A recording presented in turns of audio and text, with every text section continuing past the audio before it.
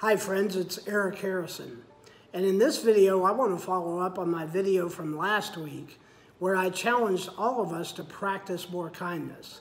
Now if you haven't watched that video yet, please click on that thumbnail there and go watch that first.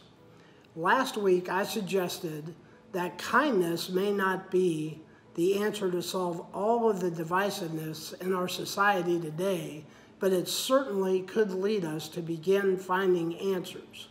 In this video, I want to give you 3 things that you can start doing today to increase your kindness and change your small corner of the world. So let's get started.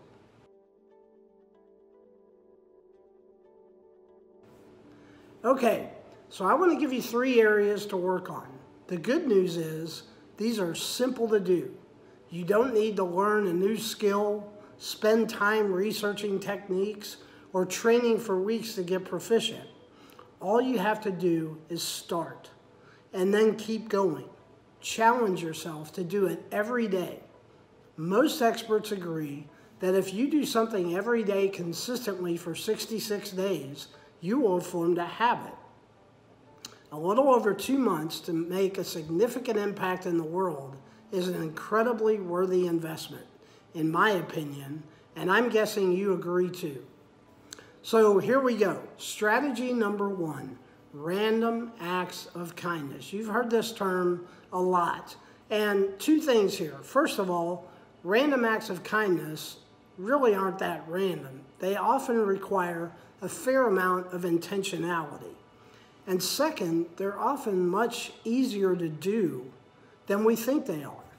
Let me give you a couple of examples. First of all, slow down and let a person cut in front of you or change lanes in front of you in traffic that's trying to get over.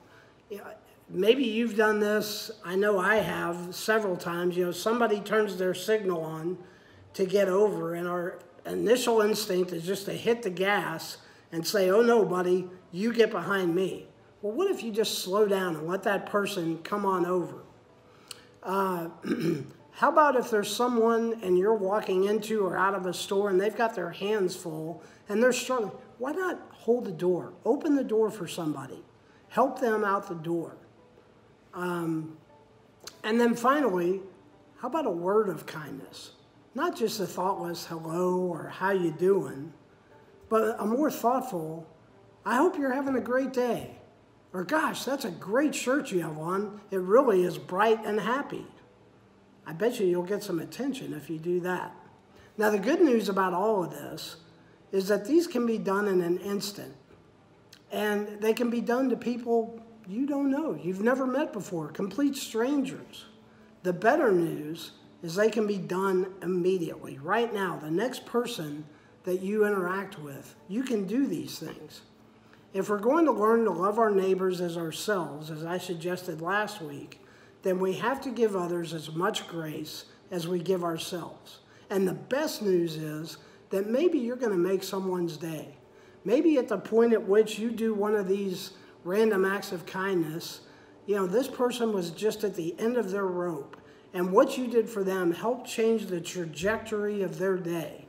Maybe it just completely changed their mindset. Now, chances are you're never going to know how what you did impacted that person. But that's okay too, because guess what? The more you share random acts of kindness, the better you're going to start to feel about yourself too. All right, so there you go. Strategy number 1, random acts of kindness. Strategy number 2, say their name.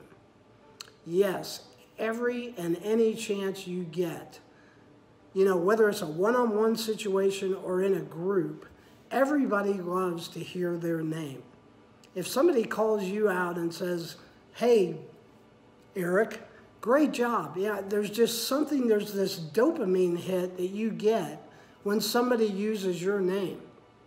And, when you show that you care enough to use someone's name, you're really boosting that person. So here's what I do, or here's a practice I want to suggest to you. Anytime I go anywhere where someone's wearing a name tag, I make it a point to catch that name tag and call them by their name at least once during that interaction.